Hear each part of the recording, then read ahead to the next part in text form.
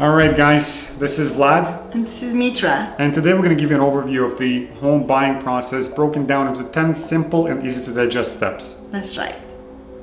So step one is to start the searching process early. What it means is to start really navigating through online sites, different sites that is literally showcasing listings on MLS. You can put them on your favorites, the one that you like the most, monitor them, how long they have been on the market, whether they have gone through any price changes, and that would just be a great starting process. Yeah, that's right. And almost simultaneously with that, looking at the market, what you want to do is you want to establish what type of a house you can afford.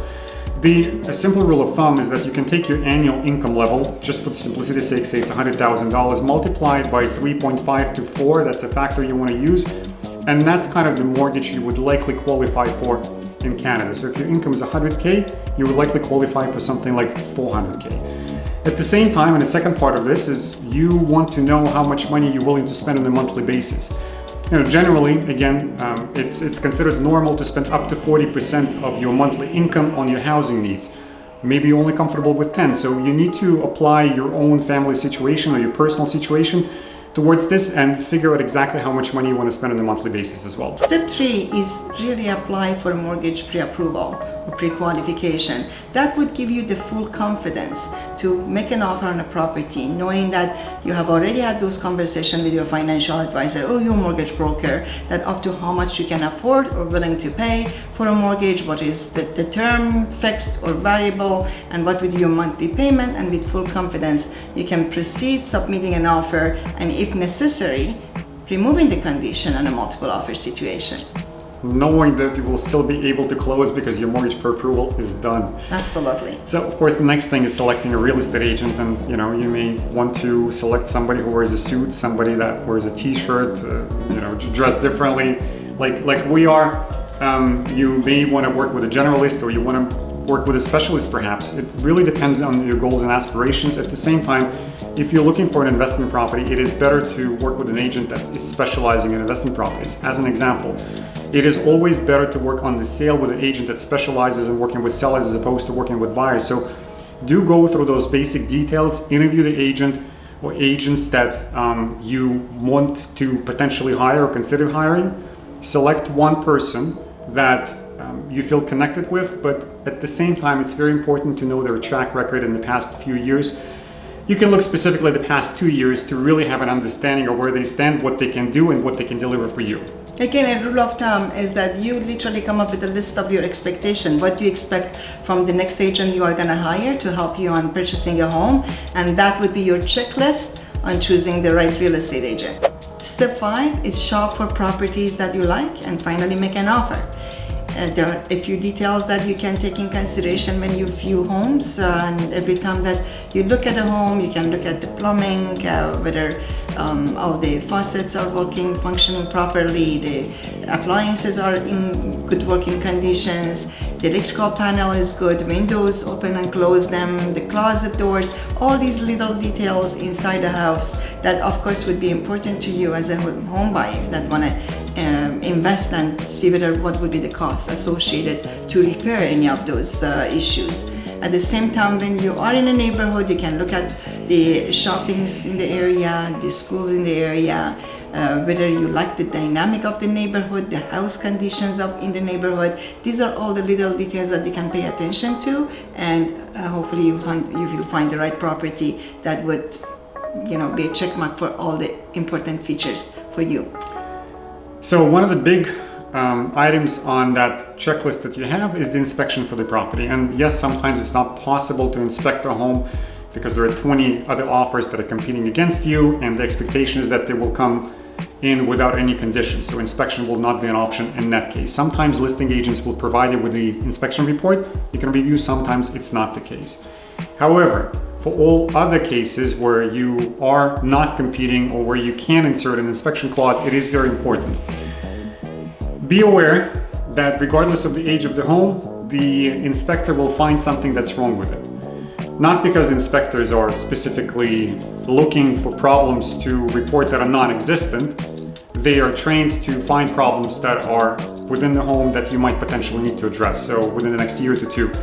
The report will give you an understanding of whether the problem is immediate, it needs attention right now, as well as the sense of a budget that you might want to allocate to the issue. So do the inspection. Normally you can put in a condition for a day or two. Sometimes those inspection reports are verbal. You can pay a bit less to the inspector and still have a good sense of what's going on within the house.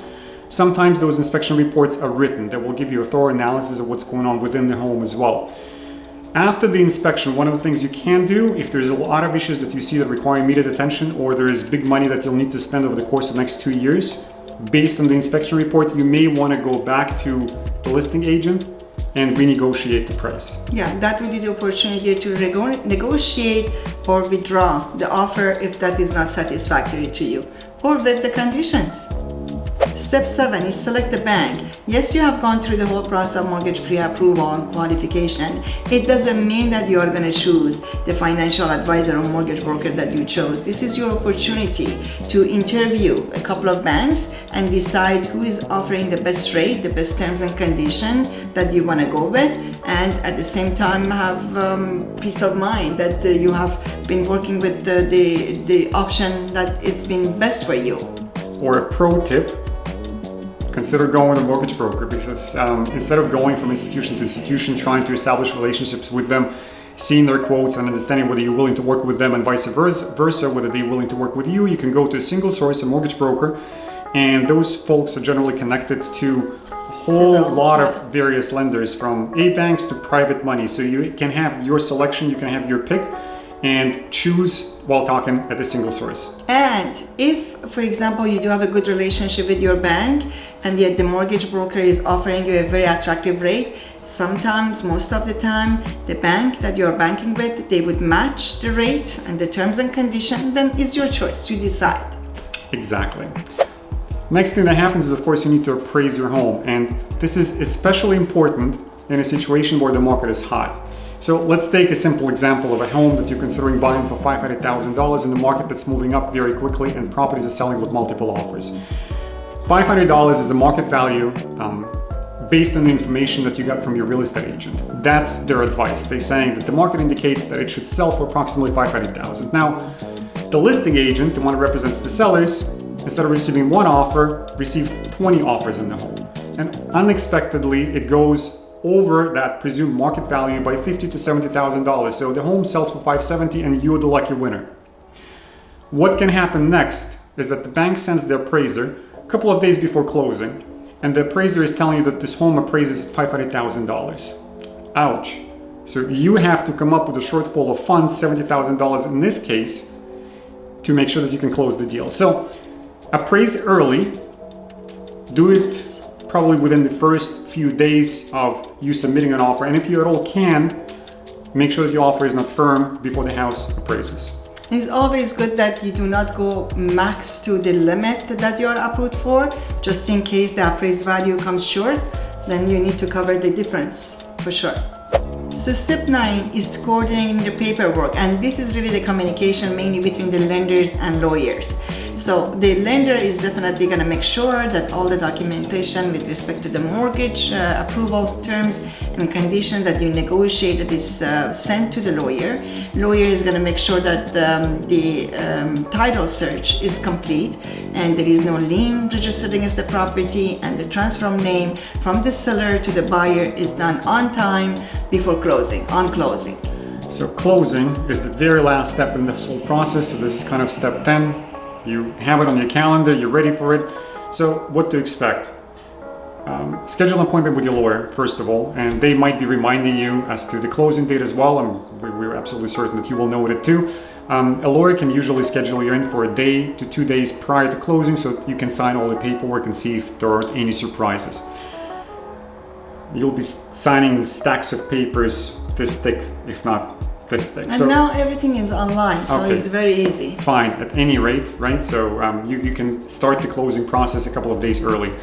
Another thing that's important is that you have to have some funds allocated for the land transfer fees and the lawyer fees as well. So don't be surprised when you walk into the lawyer's office and you've purchased a home within the boundaries of Toronto. You'll be paying close to 2% of the home purchase value as the land transfer fee. If you're north of Steeles or you're in Durham region, you're west of Toronto, you're moving up north, you're somewhere in the York region, that land transfer is going to be much closer to 1%, almost half of what you pay in Toronto. So just know what are the fees that are associated with the closing of your purchase before you set foot in the lawyer's office to sign the documents.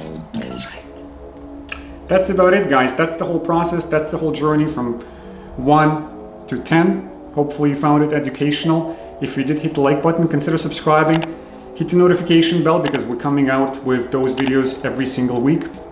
And a comment, if you have any comments, what are your thoughts about the home purchasing process? We'll engage you in a conversation in the comments, and we're looking forward to seeing you again next week. More importantly, if you like to buy a property and you would like us to help you, feel free to call us immediately, 416-832-9292.